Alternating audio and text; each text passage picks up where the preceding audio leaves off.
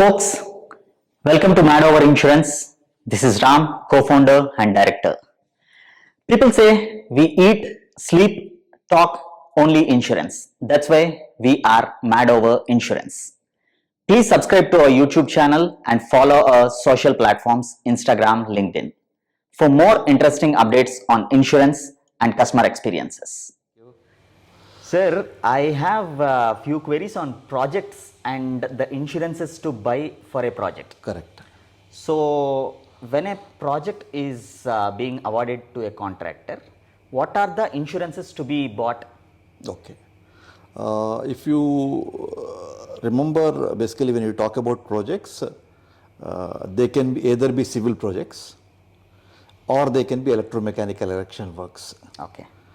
Civil projects examples could be like building of bridges, roads, commercial buildings, dams, tunnels, or probably even underground metro works. All of these are civil works. Okay. So when the awarded contract is of civil nature, normally the policy that the contractor or for that matter principal should buy is called as the CAR policy. CAR stands for Construction All Risk or Contractors All Risk Insurance. Okay.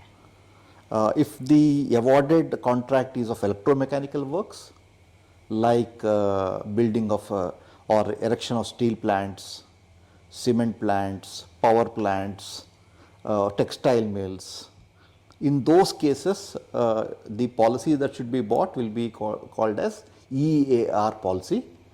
EAR stands for Erection All Risk Insurance. Okay. It is sometimes also called storage cum erection insurance. Okay. So these are the two policies that compulsorily needs to be bought. In addition, whenever you have such projects, you will have a project cargo. So you should buy marine insurance for both nature of projects. You also need to buy project cargo or the marine insurance for the project cargo. Okay. So these are the main things that we have to remember. Okay. So while buying this contractor all risk or erection all risk policies, what is the key points to be kept in mind by the insured? Yeah. Normally there are many parties involved in many of these projects. Okay. One is the principal. Principal is who is awarding the contract. Then there are contractor or contractors. Okay. And each of these contractors may have subcontractors. Yes. So there are many parties involved in the project. While it's not compulsory, it is preferable that this particular insurance policy, whether the CAR or EAR, is taken in the joint names of the principal, contractors and subcontractors, so that there are no gaps as far as the project coverage is concerned. Okay. This is one thing that we have to remember. The second thing that we have to also remember, that whenever these projects are actually undertaken, there will be a possibility of a injury or death or a property damage of third parties. Third parties means anybody other than the insurance company and the insured. Insured is principal, contractor, contractors. Somebody else can die, somebody else can get injured, somebody else's property can get damaged. This is called third party liability. Okay. What is very, very important for these projects to consider is adequate amount of third party liability insurance to be bought. Okay. Just imagine you are constructing a underground metro works. You are constructing underground metro works only because there are already buildings above ground. Yes. And when you are tunneling, it's possible that some of the buildings have developed cracks, can get damaged. So all this will be, you are liable to those people whose property is damaged. There may be people who may die in this process. So you are liable to them. So adequate amount of third party liability should always be bought as far as these projects are concerned.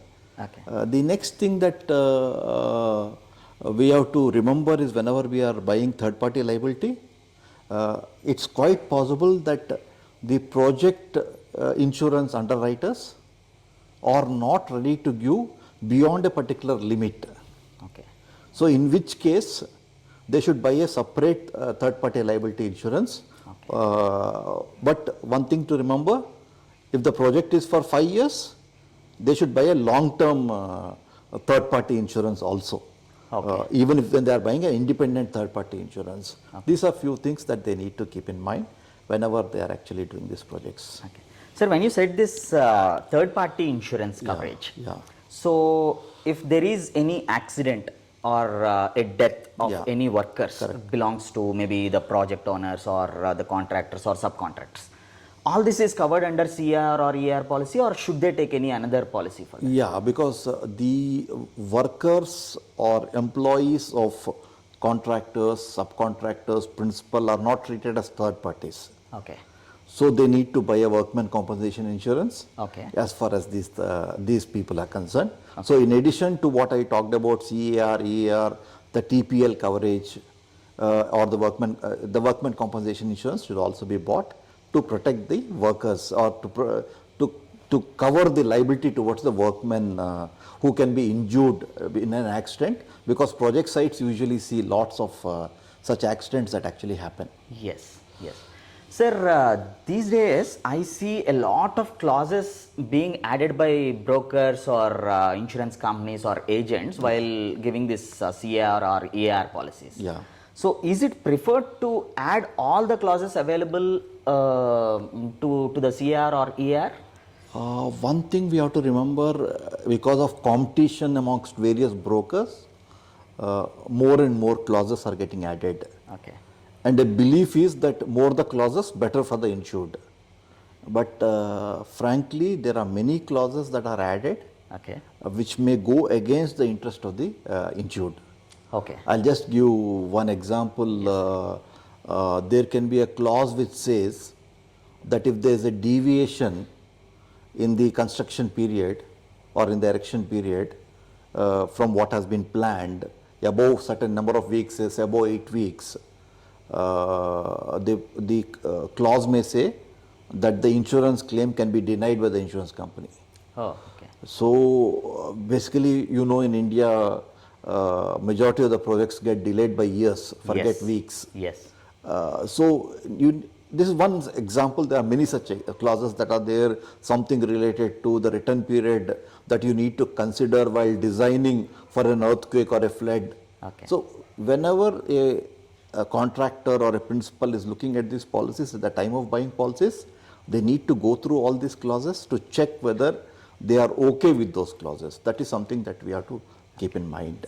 Okay. Sir, when you said about this design defect, is this also covered in the CR or ER insurance? Both CR and ER, the standard exclusion is for design defect. Yes. However, there are certain clauses called the design defect clauses, which when you buy by paying extra premium, part of the losses can be covered. In totality, design defect will not be covered, but as you buy a higher and higher design defect cover, the amount or the quantum of loss that will be payable will increase. Okay. So that is something that you need to keep in mind whenever you are looking at a design defect cover. Okay. Sir, these days I see many insurance companies or brokers suggesting the project owners to buy a professional indemnity. Correct. So, is that required to buy a professional indemnity, and what are the coverages of this professional indemnity in this single project? I agree. Whenever you have a project, you have many parties involved. Yes. It can be engineers, designers, it could be project developers.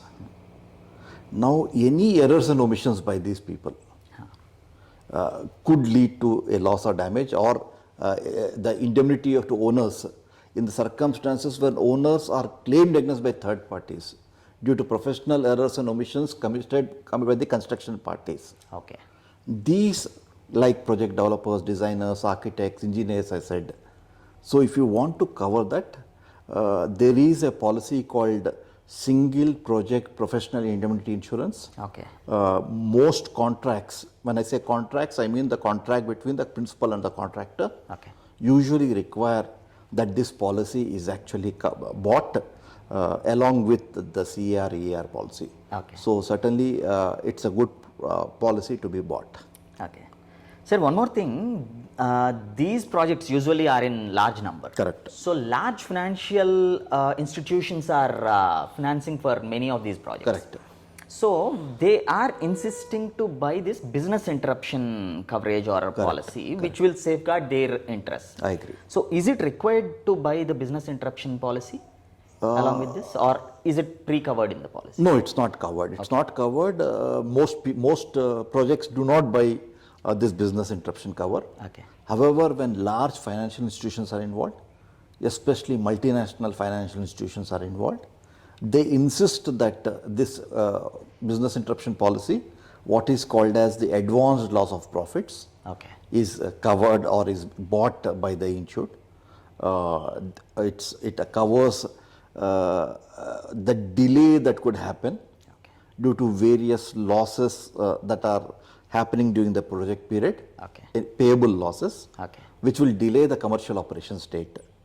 When the commercial operations date gets delayed, the anticipated turnover that you can get when it's operational, or the gross profit that you can get will be affected. And what this policy does is it actually covers that. It's a very costly cover, but there are many possibilities in terms of reducing the premium. For example, only the financing cost could be covered. So there are many possibilities. So it's better that these aspects are discussed with the broker, so that based on their budgeting as far as insurance is concerned, a adequate policy could be considered under the adverse loss of profits. Interesting, sir. Interesting concepts we have learnt under project insurances which are needs to be bought. Correct.